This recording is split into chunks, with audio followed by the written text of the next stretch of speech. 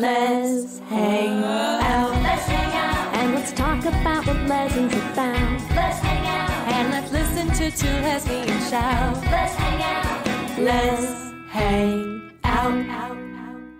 Hey everyone, welcome back to Let's Hang Out, the podcast that's not sorry, for fucking up your life. I'm your host from the West Coast, Lee Holmes Foster. And from the East Coast, I'm Ellie Brigida, and we are so excited to bring you episode 11 of season 2, Most Likely to Be Queer, with Alyson Stoner. To those of you who have been with us through this whole journey, thank you as always for listening. If you're a new listener, welcome. We're excited to have you here. And here's what's happening this week. This week in the Lesdom. This week in the Lesdom is somewhere that we can touch base every episode to chat about what's happening with the podcast, with our lives, with the greater Les universe. As always, we are going to kick this segment right off with our New York show. It's coming up so soon. We are so excited.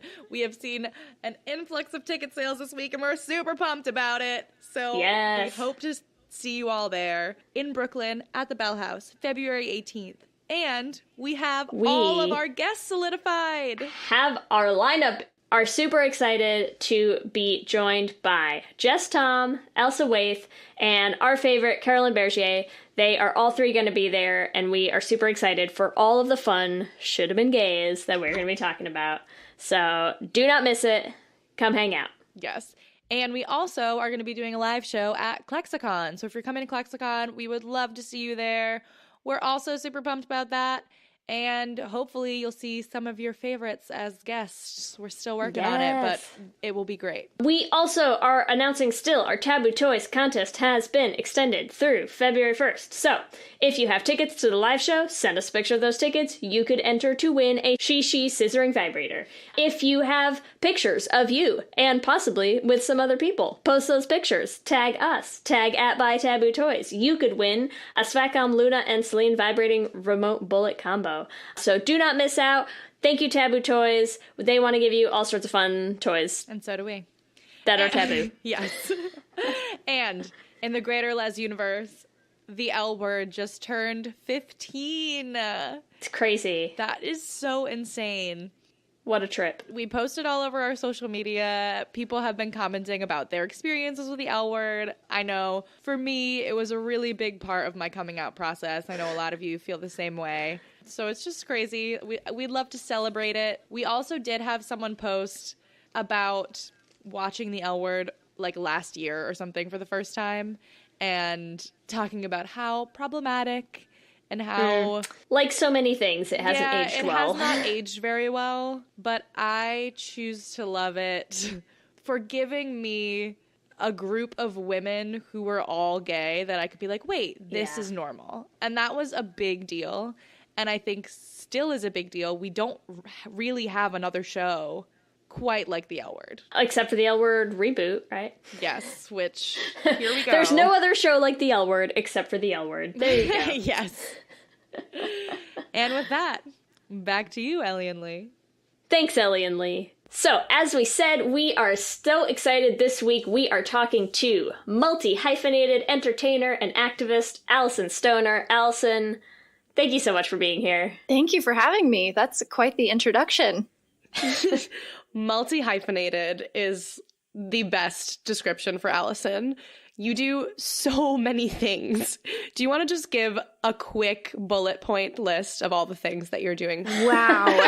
The resume goes as follows. I'd say the easy ones are acting, singing, and dancing. And that spins off into directing, editing, research, composing. It's kind of whatever you need to do as a freelance artist to get through the day and pay rent, but also expand your mind. So I have, hobbies like studying neuroscience on the side. How do you study neuroscience on the side? Like reading books, or you take classes?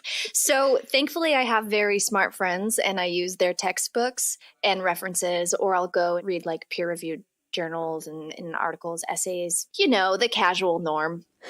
That's super cool. I mean, yes. I feel like I can say yes. I totally get that. Yeah, at least As the nerd of this pair, yeah. I feel you. Why neuroscience specifically? Well, as we'll get into it, I'm sure, I come from a family that was pretty chaotic, had plenty of dysfunction, and I think just being in survival mode forced me to learn a lot about myself and my inner wiring. And I opted for that scientific route because I think it helped me kind of put some of the emotional trauma to the side and just look at things in a formulaic manner.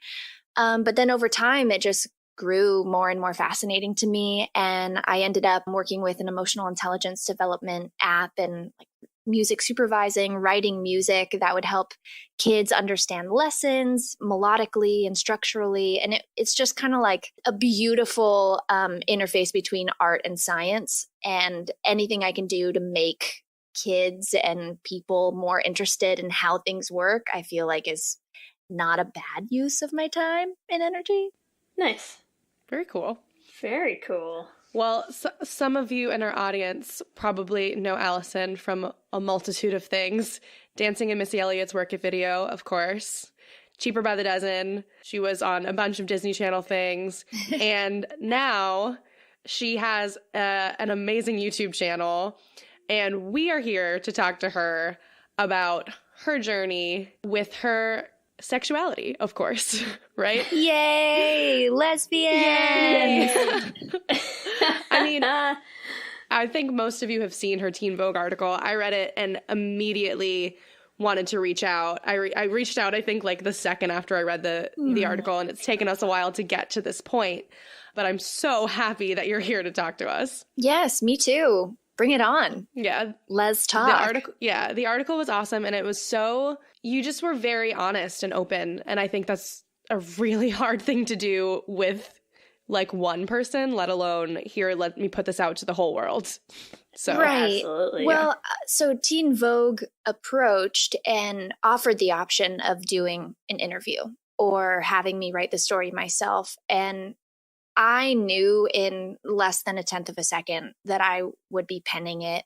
I've always been an avid writer, so I trusted my ability to structure the story and articulate the different moments appropriately. And also, by that point, I'd written a dozen songs about the relationship, 1,000, diary entries and a million texts to people about her. So, all the information was at my fingertips, and it was fairly processed and refined. And the story itself actually took place several years ago. I waited because I didn't want to react impulsively. I wanted to be completely capable of handling the inevitable criticism. But I'm really glad that the editor didn't. There were a few blurbs that they were like, all right, if you're not prepared to prove that this happened, then you can't share it. Because there are a lot of layers to the story that run even deeper than the article. Specifically, one about being in church. That was where they were like, all right, if you don't want to go into this, you probably shouldn't mention spirituality. And I said, no, this cannot be removed because this is precisely what's going to send thousands of people to my DMs, as it did, saying, I feel this, I understand it, I live it, please help, so they don't feel as alone. So yeah, I mean, I don't think any of us knew that the article would go viral in that way, but I'm so glad that it really came from my fingertips. Truly. Yeah, you mentioned in the article that it had been, years, working through it yourself, coming to terms with everything, therapy, prayer, all of this stuff. When did this all sort of start, that realization to the Teen Vogue article? I mean, that it seems like there was a decent chunk of time, which I think is something that most people in the queer community really relate to, that it's it's not like you just wake up one morning and you're like, oh, I'm totally gay. How cool. I'm gay today. Hey. Right. Who knew? I mean, it's there's a lot of time and work and stuff that goes into that, Yes. I think there came a point where I wouldn't be able to honestly tell stories in my art and career without mentioning her. I knew I'd eventually slip up in an interview and I would use a female pronoun and be at the mercy of the public speculating as opposed to having control over the narrative. And, some artists intentionally use that controversial angle. That's just never been my MO. And secondly, I was also facing pressure from within the relationship to prove I wasn't afraid or ashamed of showing my affection, which is understandable. No one wants to feel hidden. And, I ended up waiting years. The tricky thing about having a platform is you're constantly choosing between protecting your own privacy, which ultimately protects your loved ones, whether they can appreciate that or not. Some feel hidden and some are like, oh, thank God, I don't have to deal with it. Or opening up to the world in the hopes of inspiring or affecting a mass amount of people on a topic. So it was sort of a combination of events, especially acknowledging the discrimination of the community politically, socially, etc., that I felt ready to share this part of my life. And that really opened the floodgates. I'm not sure I was quite prepared. Yeah. When you say open the floodgates, like how many people reached out to you, and or what were some that really stuck out is probably an easier question. Word.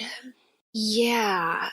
The response was a mixed bag.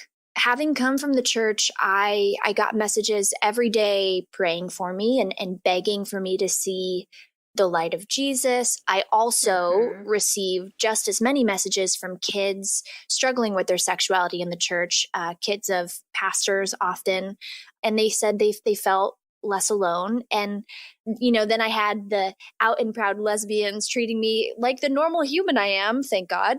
And, I'll say I wish I had a better sense of humor about it, but it kind of disturbs me to repeatedly see people saying that they knew I was gay or queer based on the roles I played. And, first of all, I have no say in the roles I book. And oftentimes for child actors, if one thing works, then that becomes your stereotype. I mean, there were numerous girly girls who played butch because one character became popular, and it doesn't always correlate to their personal reality.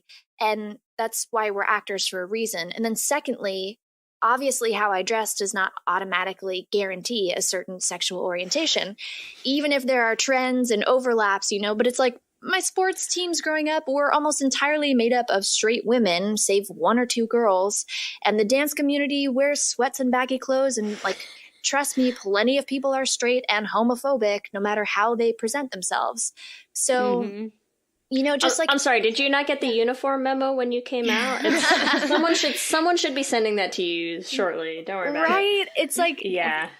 Just having people comment on something that you didn't know about yourself as if they're an expert, it kind of, it hurts. I know it's supposed to be funny, but this took a hell of a lot of pain and suffering to unpack religion, be cut off from loved ones, and experience tremendous hurt in relationships.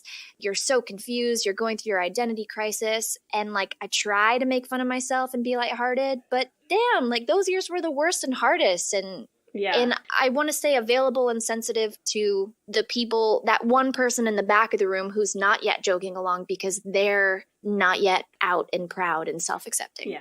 There's so many things that surround your whole story, right? Because it's not, first of all, coming out publicly, as a public figure is always tough to begin with. There's a lot that's going to factor into that. And then I think on top of that, it's not just coming out as a public figure, it's coming out as someone who's a child star. There's so much that I assume has to factor into that, where it's you're already trying to fight this view of escaping the childhood stage of your career. Right. And that's something that's also really hard because it's something we talk about that comes up on the podcast a lot is any type of sexuality, whether it's being gay, whether it's being bi, whether it's being pan, whether it's, other queer identities being trans, being non-binary, all of these things get so hyper sexualized in society, right. And so it's as soon as you start mixing that with like anything that has any involvement with like kids, like that gets really complicated also. Yes. Yeah. What has that been like when you're doing that? Like, you're trying to like transition from like one career to like now being like a grown-ass adult with a career that's like a totally different thing, you know? And like doing that and then also trying to like have this whole new part of yourself that like people have to add on top of that. Yeah, I guess, So I guess painting some context might be helpful. I have to remember that as an artist in the public eye, I am considered a product and a brand first, and I am not perceived as Alyson the human. I am a mirror for the audience to see themselves and project their own experiences and beliefs onto me. So to one person, I'm a hero. The next, I'm the devil. To some, I'm sincere. Others, I'm fake. You know, many people hate me because I look like their crush, or I worked with their crush, or I look like their ex. And, you know, others love me because they went through something similar to my character that I, Alyson, didn't go through. So I have very little say in public perception and less support for Alyson the human.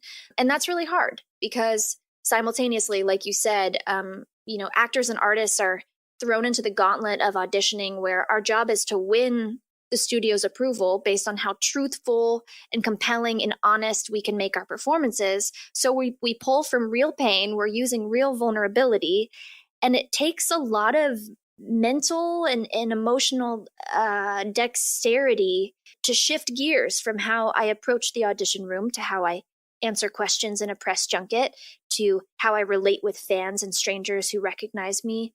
You know, and I've been doing it since I was 6. So thankfully, like, I started therapy super young, and respectfully, like, we see how many of my peers are faring. They're not necessarily doing that well holistically. Yeah. But all that to say, coming out as a child star was going to bring layers, but it was also going to bring liberation for myself and for other people. So, you know, you do it anyway. You look at the risk, you know the sacrifice, and you go for it anyway. And you know, knowing that everything's going to be filtered through the receiver's bias, no matter what you try to do. Yeah. It's one, I love the plug for therapy. A+. Everyone should be in therapy. It's fantastic. Oh, absolutely. But the other thing that I really love about this is like, so Ellie and I went last year for the first time to Klexicon, which is like a convention in Vegas all about like queer female representation in the media. We're going again in April. We're super pumped. And what's really interesting about that is an awful lot of the people who attend, like actors and stuff, are straight actors playing gay characters. And I think for them, it's always like really eye-opening to realize like how important their characters are to queer people. Because, you know, it is, there's like a vastly different thing when you don't have that same lived experience as your character. Right. And so it's so funny to like hear it from the complete opposite side now of being like, this is just like a person that I play. That's not me. Right. And yet it is. It's the duality, right? It's everything is multidimensional. I am both 1,000,000% honest and 1,000,000% like confabulating everything as an actor. And I'm identifying, and yet I'll never totally know what a lot of those scenarios feel like. So it does help you empathize with people of all walks of life. I will say that, but it definitely opened my eyes as well. Even when I started to watch shows, I mean, you know, of course, Orange is the New Black, like my ex and I would watch, and just seeing two women being affectionate with each other or rough with each other in just different ways with sexual tension, and being like, so uncomfortable at first because it was never permitted in my other communities, and almost like getting nervous that someone might be watching it, judging me, and then finally becoming more and more comfortable as like, oh, this is normal. I'm not strange. I'm not awkward and off, and something's not wrong with me. And after I came out, people say it's not on purpose, but I ended up playing like 3 either bi, pan, sexually ambiguous characters like right after. And I was like, really? You didn't hear about the article, but now after 20 years, you want me for this? Okay. Oh, an article? What article? What are you talking about? Right. Amazing. You talk a little bit about like people seeing characters, but it also is really important for people to see real people in positions like yourself, like coming out. And like, this isn't just my character. Like, this is me. So, I mean, I just think it is so important. What have been some of the positives about coming out publicly? I know obviously there have been a lot of hard things about it. What do you think are some of the positives? Yeah, I mean, it's accompanied by a ton of personal transformation. It's sort of like the beginning of the unraveling of an old self that was kind of hiding and protecting my real self. And so I definitely am enjoying feeling empowered and liberated, and you can see it in my decisions. I'm saying yes to things and no to things in opposite ways. I'm navigating conversations differently. My values are making my decisions more than just kind of being afraid of doing the wrong thing or what people think. So it's just kind of in conjunction with overall liberation and empowerment. And then the interactions with people, it's almost like, you know, you've been living in an invisible dome and you didn't know it was above you. You couldn't see, but everyone else was in on something. And now you get to like just talk at face value. What is this? What's really going on? And you're not protected by that weird barrier of like political correctness and like, we just don't talk about that. Keep that to yourself. Yeah. And now it's like, you know, I came forward. So when I walk in the room, I know how you feel about me. Before, when I was hiding, I got to go into every room and just be a nice young girl. And now I can pretty much tell you what you believe. Girl, come on. But, you know, it's like you get to meet people in a whole new level of authenticity. But then that's how you have good conversations. We also say all the time that, like, you come out and you sort of you have, like, a gay puberty, you know? Yes. Because I feel like and I get, like, some people come out very young and, like, or they know that about themselves very early. But I think for a lot of us, you know, it's more common that you're coming out, like, maybe end of high school, college, even like after college. And so I feel like you kind of have to go through this like second puberty phase of being like, okay, I figured out how to be me. Now I have to figure out how to be like gay me. Gay me? Yeah. Mm-hmm. Yeah. And just the emotions. How has gay puberty been? Oh, I love that term because I would bring this up with my therapist and say, you know, I never grew up having crushes on guys, so I feel like I'm 11 near this woman, and it feels almost wrong. Yes. Like, it feels inappropriate because I'm so mature and so capable in other facets since I started working at 6 years old. You know, I'm like 85 in some regards, but then I'm also 6 and 12 and 18, like first love happening way later than my friends, and yet I've already told love stories on camera. And so it's just like very strange that I communicated stories about love, and I did it to the best of my ability. I pulled from what I knew and watched other people. But then when it happens to you, you're like, okay, I get it now. I feel this in my skin. I feel this in my body. And it's so overwhelming. It's so beautiful, but like, holy shit, you know? Yeah, it's like, it's scary. You get so nervous. Like, I remember before I came out, I was so confident around guys because I didn't give two shits about them. Right. And then I literally, like, trying to talk to women, I'm like, hey, I don't. Oh, yeah. I can't. Absolutely. Yeah. Like, that's how I, one of the ways I knew is because people, like my female friends would come up to me and be like, how do you just flirt and flirt and flirt with the guys. And I'm like, what the fuck are you referring to? Because that's called a sense of humor. And it was literally me passing time because the small talk was super annoying. And I was distracted by like that woman over there.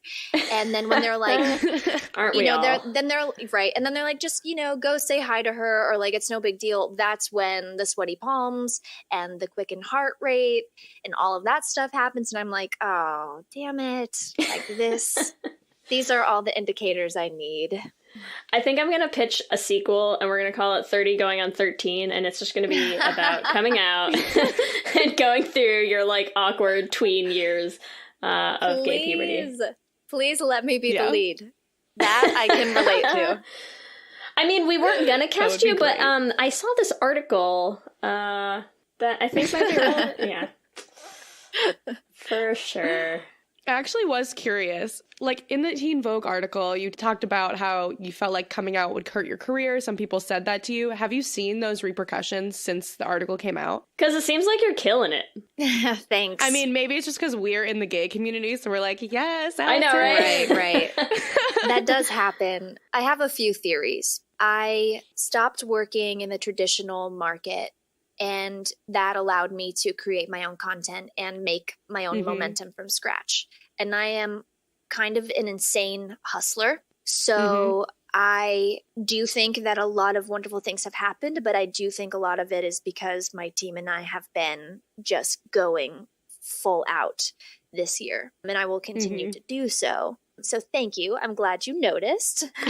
Yes. But I don't know. There are still so many gatekeepers who are involved in such grimy things. Some of them are very homophobic. Others are actually conducting a lot of really inappropriate behavior that is like forcing young people to do things that they don't want to do with people they're not attracted to. So there's just a lot. There are a lot of secrets in Hollywood and in business. And I don't really want to be a part of that world. So I'm kind of doing my own thing. I'm accepting that will mean that I'm not going to be on a CW show. You know, and for so long, like those were the coveted roles to get the series regular, you know, baked into that. You have so many different income, like revenue streams, your fame and credibility, all of that grows. And I knew that I was going to be kind of a lone wolf. But in return, I would have these kinds of conversations with people and I'd be able to travel and dive into the heartbeats of communities and actually serve with my platform instead of just glorify myself. So all that to say, no, I don't think it ended up being as much of a detriment, but that's because I didn't want to try and make their game work.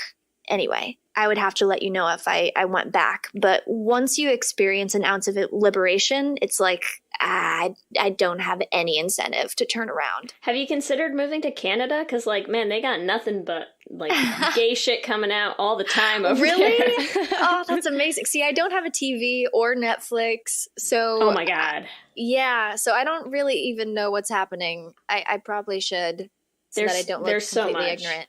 Yeah, but that's great. I love it. It's a little absurd. And also, I'm convinced that, like, everyone in Canada just lives next door to each other. Like... I don't know.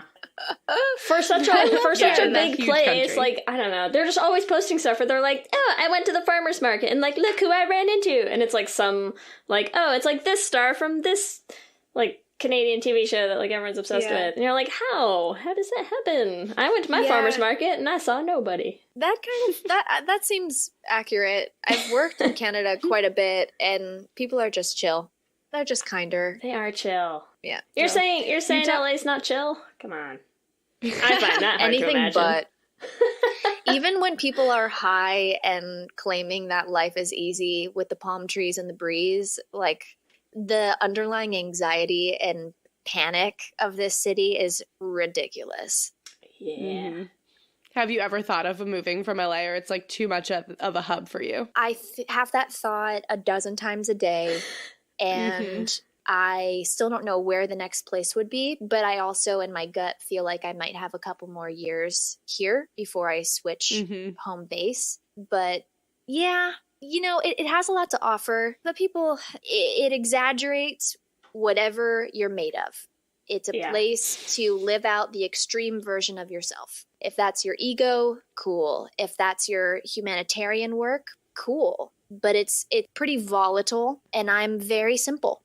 I'm like, I don't need extra chaos around me. I grew up in that. So when I look at the industry, I look at the city, to me, a way to prove that I'm growing would be to detach from those places and those people. And until I'm willing to do that, I have this little voice in my head that's like, you have to be braver, like be courageous, step away from it. That's when you know you've really gotten healthier. Yeah. Have you considered San Francisco? I hear it's most often described by LA people as freezing cold. So it's got that going for it. I have a ton of friends from up north now, and I actually was just there for this little like tech gathering, of course, San Francisco Tech. But yeah, I really liked it. So I might come visit. It's a good vibe. It's fun. It's a fun place. You talked a little bit about serving with your work. What kind of things do you do to serve with your work? So service can mean a lot of things. You know, it can be flat out like actually teaming up with an organization and going out and servicing a community and volunteering. I try to be really careful and mindful about that for obvious reasons. You can do more damage to the community if you're just showing up and thinking you're a savior of some sort. So, you know, for those listening who are like, oh God, the actress thinks she's helping, yawn. I'm aware. I'm aware of the pitfalls and blind spots. And I try to do my research. So it can be that, but it can also be just helping unlock people and sort of expanding their consciousness by sharing ideas in small nuggets across my platforms. It could be a feed post. It could be a dance video. It could be the song that I'm choosing that just diversifies their vocabulary, increases their empathy for someone who's different from them. A lot of it is subliminal, but intentional. And I think helping people learn how to understand themselves so that they can understand others in the world is a gift. And of course, I'm on the journey as well. Sorry, they are doing maintenance in the background. It's cool. It's like we could do like spoken word poetry to it. I love it. Great. Perfect. So yeah, I think service is more of a posture of heart for me and an attitude and a lifestyle. So it's not about me just like giving any huge amount of money, which by the way, I don't have to give, contrary to public perception of people in the industry. It's more so just how I'm treating people and then looking at my ideas and going, who is this benefiting? And is it helping the majority who already has the help? Or how can I include different voices and perspectives here? So I want to ask, because I know, and we've sort of touched a little bit on the faith aspect of this whole journey already, but I'm curious now as we're having this conversation, like how much does this factor in, and if we can jump back a little bit to that discussion, because I think it is important and it's not one that you hear a lot. You know, I think it's something that I think people are hesitant to touch on because A, it's so deeply personal, and B, it's like still very controversial in a lot of ways. Yep. You know, the prevailing presentation of religion and sexuality. Exactly. I think that's like a perfect encapsulation of it. If I was going to write a book, it would be like faith in being gay. It's great. So, but I'm curious, and it's something that I find really interesting because I did the same thing when I came out in high school. Like I grew up in the Catholic Church, and had to have that same kind of experience of saying like, you know, hey, these are things I'm realizing about myself that I know are true. Right. How do I reconcile, or can I reconcile that with what I believe? And how does that all kind of fit together, and what does that mean about me, and what does that mean about my faith, and what does that mean about faith in a bigger picture? And like there's so much that goes into that. Right. And so I really appreciated that was a big part of the article and something that you were willing to be very open about. So how does that, I'm just talking. It's fine. We could have a whole episode on this Oh one my God, topic. so there's good. there's I know, a lot to right? say. Yeah. I also grew up in the Catholic Church, Lee, so I feel you. Yeah, like as you're talking a lot about like how you see activism, how you see like service and things like that, like it seems like that probably also ties back a lot to some of those same conversations. Yes. And so I'm curious if you could just say a little bit more about like where did you sort of land now? Like, where do those things all kind of fit together for you? Yes. So I am a huge proponent of mystery. I really like to invite people into a place of curiosity and being willing to not know and not have to land somewhere. Because I think when you try and jump to any title, from one to the next, I'm just leapfrogging from like, I'm a Christian straight woman to I'm no longer a Christian, like I'm an atheist lesbian, or whatever those jumps tend to be. I'm in an imaginary transcendent place where those labels don't matter quite yet. And I'm specific about that because I want to be able to go, give lectures at colleges and Christian colleges and talk about the experience, but still be invited. And you've got to be able to like straddle all these different groups and philosophies. So I think this is really complicated. I think faith has so many components. It's intertwined in, infinitely unique ways with people's identities, from childhood upbringing, the particular religion, the subsect, the geography, socioeconomic position, national identity, early relationships with authority figures and how you'll relate to God, your sense of control or being out of control. I found that there were so many loving and well-intended people who are simply unaware of the larger map of their own belief system. And that happens inside and outside religious institutions. So by me falling in love with a woman, I got to unravel my own discrimination and racism and sexism and homophobia and all these other blind spots that were so subtly and like inconspicuously embedded in my particular faith teaching. And, I think the most important takeaway is to then be able to challenge your own beliefs so much as though you're almost your own opponent, that you're forced to really dive in and figure out the historical origins, the influences, the social movements that contributed to what you learn and think today. And instead of, using the process to become more narrow-minded, pursue expansion. And I think just remembering that my pastors and parents and teachers and friends, they all learned from someone who learned from someone else who learned from someone else. And stuff gets passed down and around like a game of telephone. And, it ends up favoring certain people more than others, or it makes you feel really good about your own positions. And you don't even know that you're in a feedback loop. So it's not just religion. Yeah. It was like, this is a call for growth and maturity. And I'm a citizen in society, and I need to understand the infrastructure of the systems in which I live, my own biology, all of that. And that's what I want to be able to encourage people to do when they're sorting through this, is we get so obsessive about this topic of sexuality. And sometimes you really do just need to talk about that exact thing. But I would say that's one component of the bigger and greater journey of knowing yourself, understanding the world, and living a life of compassion for everyone. And religion, man, that throws a lot of things. How many people, I'm sure you both having Catholic backgrounds, there are so many people who are trying to be the manifestation of unconditional love. And they're the people from whom, I don't even know what the grammar is here, I'm too emotional, that I had the greatest pain and suffering because of conversations with them. So if you're listening, it's I'm not attacking religion, and I'm not even telling you where I landed, because that's not the point. The point is, are you able to love people better than you did yesterday? And if not, you might need to check what's going on inside. That's my soapbox. Yes, I feel like every single episode, I almost am at tears. This is my moment. This is my moment. No, that's really beautiful, because I think what you said about people trying to be a manifestation of unconditional love is how I like to view faith, is that is the teaching should be that you love everyone. And honestly, if we just all did that, it would be so much easier. And there's just so many other things that are compounded on top of that. So I really love that. So, specifically in America, and I've brought this up in other interviews, Christianity in particular is still, it's kind of who's the parasite and who's the host in this. But There's militarism, there's capitalism, there is nationalism soaking in Christianity.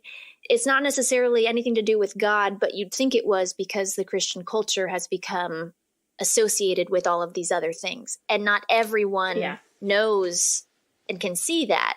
Why would you if you had no reason to challenge or change?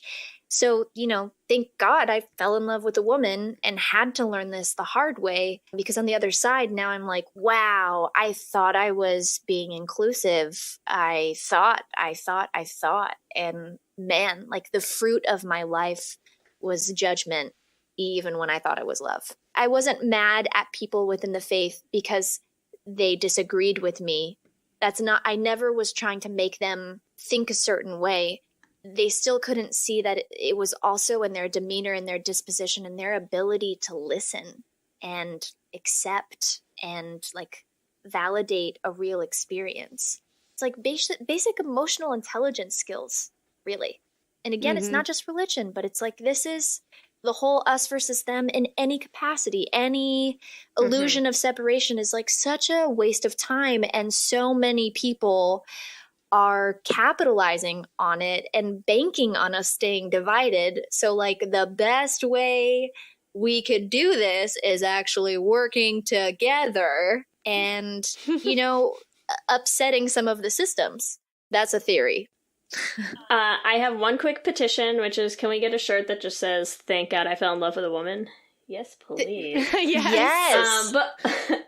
But also, I kind of want to use this discussion to pivot a little bit to something else that you do that I think are great, which are the year-end mashups, because I think it's also something that I love, which is like part of this whole reinvention right now of like, we're going to tell you what your career looks like to us, right? Perfect. Great. Because we're not projecting onto you anything at all. What are you talking about? See, I beat you to it. Of course we do.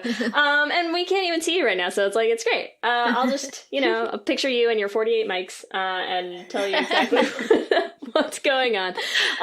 But so what I feel like is something that I have thought is really interesting is the activism, not just including like service, but also commentary. And I think commentary is really important. And I think it's also something that seems like it's been really important to you as someone who is very aware of having a platform. But what I love is commentary that's tongue-in-cheek, and so the year-end mashups are like very much that. So what was the idea? Like, how did those get started, and how much freaking work are those to do? They're so involved. My gosh. It's one of the most strenuous projects because, first of all, to accumulate the information, you're looking at hundreds of sites, and you're looking at events that happened every single day. And there are hundreds of events every day around the world that are worth noting. Shit's going on right now, huh? Yeah. And then it's busy out there. And then you have to look at the positions and people who are funding those sites and realize what biases are being spread and trying to get to the core of it. Then you get to choose, well, what's most important? Well, why should I be the one who decides what's most important? And then you have to look at your audience and go, well, if I am talking about Singapore the whole time, my American audience is just probably not going to care. So you got to balance that with the algorithm and with attention rates, because then the video will get lost if no one cares and blah, blah, blah. And all of your, hopes to educate people go to shit. And so the project is really difficult. The idea came up because I knew algorithmically that year-end mashups perform well. I also would watch the YouTube rewind videos and just be like, really? That's all you could do? And I know they have so many levels of PC and like brand whatever S&P, standards and practices, to like tell them what they can and can't do. And I don't. So I wanted to use that extra freedom. Up. Yeah, right. Please like, comment, and subscribe. And so I took a whack at it, and I didn't really mean to be left or right, red or blue. I didn't really mean to take a political stance as much as offer a place to review and summarize the events. Of course, the words that you use automatically imply a position.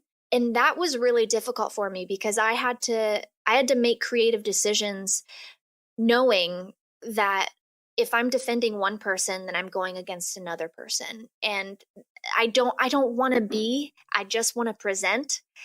And you just can't at the end of the day. You have to say it somehow. It's also like sometimes it's a little unavoidable for people to like read in a certain stance, because it's like, so I write like year-end trivia when we do like New Year's Eve every year, and that's what I kept saying this year is I'm like, I didn't write political questions, I just wrote factual things that happened, and like if the listener happens to hear a certain position, that's not my fault.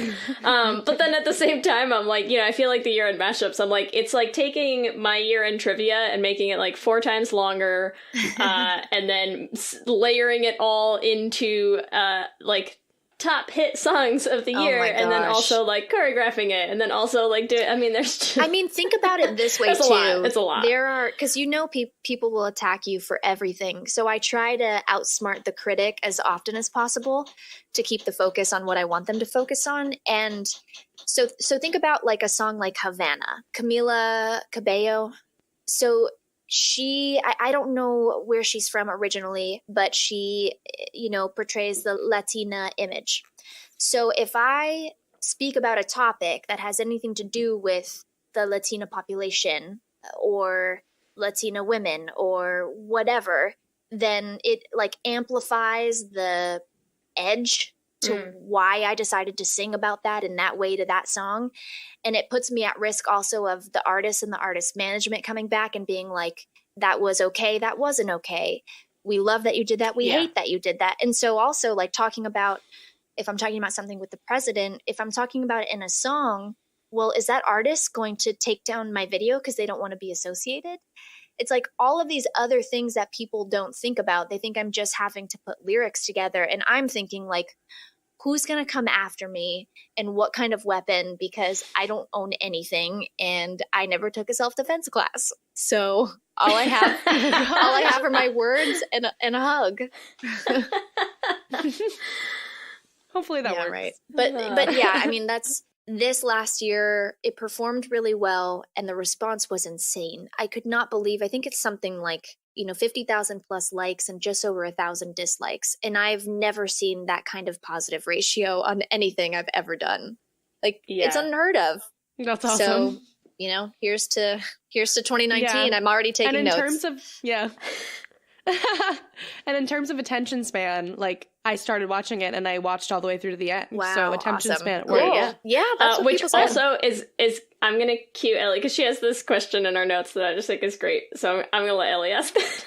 Did TMZ actually call your mother? Yes. Why were they calling her? So I posted a response to, I think, 17 magazine.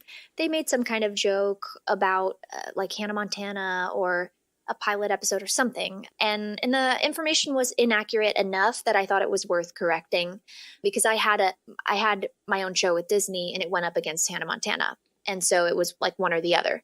Obviously, Hannah Montana went forward and mine was not greenlit. And so I just wanted to kind of correct that and clear that up.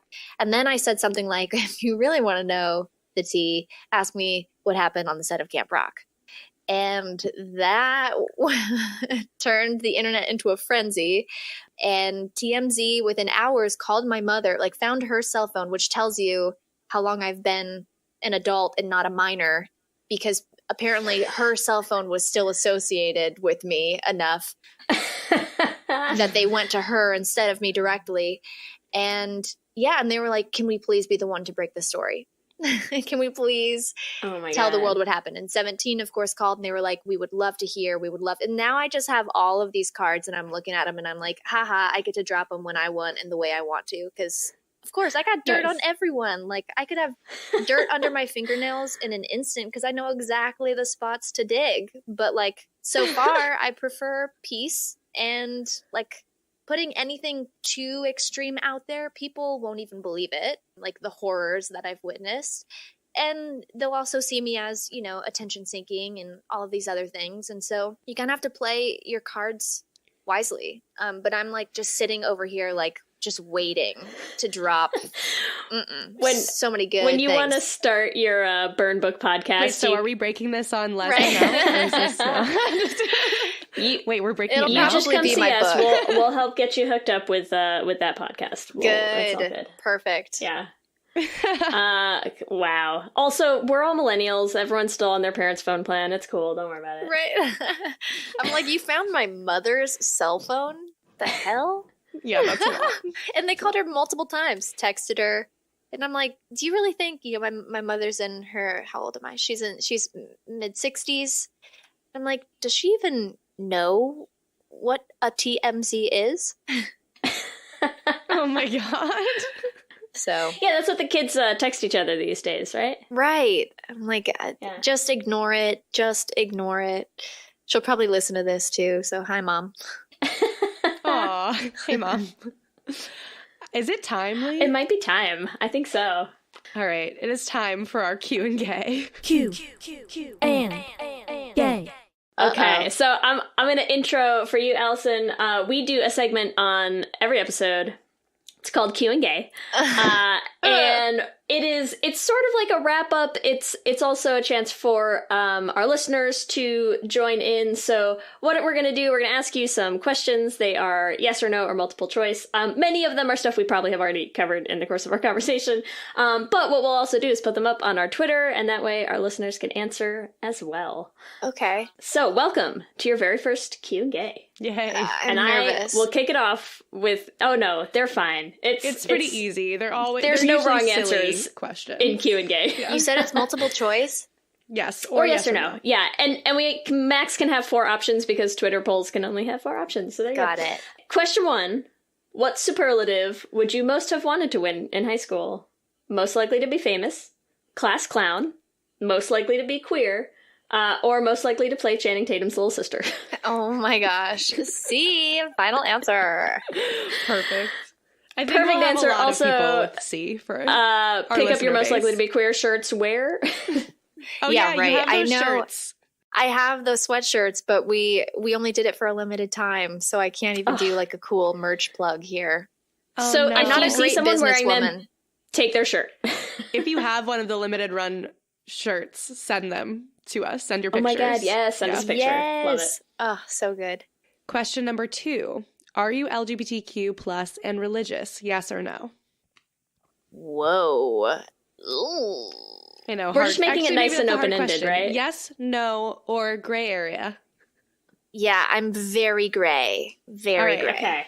Okay, number 3. So I'll have to give a little bit of the background here, but since you kicked us off with this whole discussion on neuroscience, so I did my PhD in chemistry. So I feel like we have to ask to get our listener weigh in. What's cooler, neuroscience or chemistry? Whoa. Wow.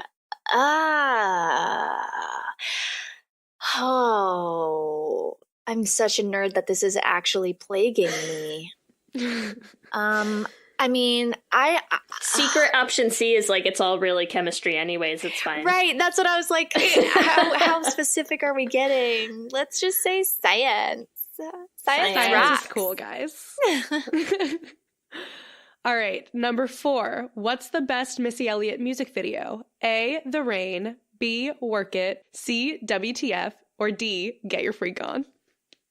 I'm still gonna say D, Get Your Freak On, because that kind of paved the way for all, like, Work It and for me to exist. Amazing. That's legit. It's fair. Okay, question 5. What is your favorite Alyson Stoner YouTube video? Chime in, Alyson Stoner, out of the options. A, Missy Elliott tribute. B, Havana dance video. C, Fools. Or D, 2018 year in review. My favorite video, since we've talked about the mashup, then will be Fool, because I got to be really kind of contemplative and easygoing and meditative and not try to overperform anything. It was like legitimately effortless, and I wanted to capture myself in my most natural state, and we did that, and that felt Nice. vulnerable and nice. Yeah. Nice. So your most natural state is with a kitten. Yeah, the symbolism there is I love it. Not lost on us one bit. yeah, right? I mean, you'd be surprised at how many people didn't put that together. I'm like, I just kissed a woman. Did we not? Okay. Let me tell you who didn't put that together. Straight people. Come on. They miss everything. Goes straight over their heads. Question number 6, which has to do with the music video. This question is, what's the best ship name for Alyson and Jasmine? A. Jazzison. B. Alaman. C. Jazzly. Or D. Stonins. I feel like they all sound too close to like jazzercise or Yes. like Pepto-Bismol medicine or something. I don't know. Yeah, Like Alaman something definitely about sounds like something you Alaman take was for a like, cold. yes. Can I do like a different option? Yes, please. Like a wild card? Because I texted her this and I was like, Jasmine, more like Jasmine. So maybe it's like Alamine, like all mine. Okay, I like that. or I like something. that. Yeah. I like it. That's amazing. Amazing. Yeah, I honestly am the worst at making up those names, but I love it. Congrats. See, you made it. Q and Gay. It's not so Yay! bad. Okay, good. And a reminder, everyone, you can give us your answers to this episode's Q and Gay on our Twitter at Let's Hang Out Pod. Amazing. Yeah. Alyson, thank you so much for hanging out with us. This has been so Thank fun. you. Good. I'm glad. Where can our listeners find you? Where can they find me? Well, with my hammer here, just fixing their. Yeah, just look for construction in the LA area. Yeah, right? And, You're gonna have so many times that I'm like breathing and laughing into this microphone, and I feel so sorry for whoever is going to be editing. Hi, I appreciate you and your work and effort. It's me. Okay, you. so It's hi, Ellie. I appreciate you and your time. People can find me and follow me at Alyson Stoner on Instagram, The Real Alyson Stoner from my YouTube channel. Twitter and Facebook, I think, are just my name as well. And my podcast will be starting soon. I'm hoping to call it Simplexity, where we simplify complex Very cool. concepts. Yeah. Wow. is it not the Burn Book podcast that we were just describing? Because I'm waiting for that one. Yeah, I mean, the beautiful thing is I can do whatever I want to do. So we can make multiple podcasts because I am a multi-hyphenate, as we Exactly. There you go. labeled me. Just trying to keep up. Amazing. Yeah. We also know you have a new single coming out on the 25th, Stripped Bare. Any sort of like teasers or what we should be looking out for that? Oh, I know it's not necessarily the most joyful thing to mention, but the song is it's really bittersweet. It's starting to tell some of the hidden stories that I was mentioning with, family and chaos, and also having teams of people around you who, sometimes take advantage of you. And so the song is about being at a ground zero. The title Stripped Bare kind of implies having nothing left, but it's not a sad song. It's just the beginning of something new. It's the rise of the phoenix.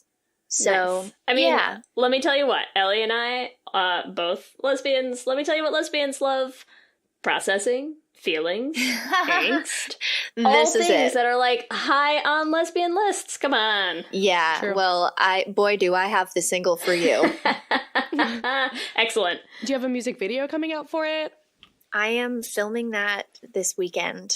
And Nice. the music video is going to have a huge moment in it. And I am so excited about it.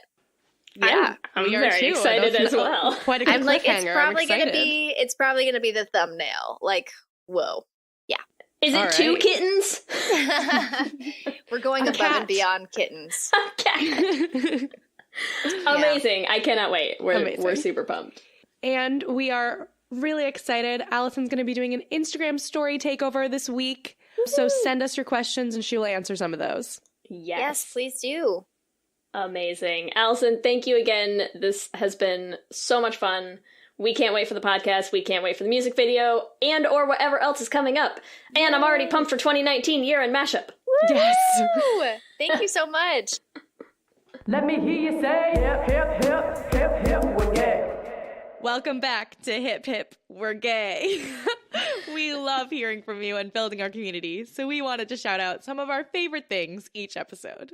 The first thing we'd like to shout out is Audible Feast, who featured us on their best podcast of the week for our I Love Lucy Should Have Been Gay episode, which was really exciting because I love Lucy, and I'm just happy that somebody else found that episode to be great.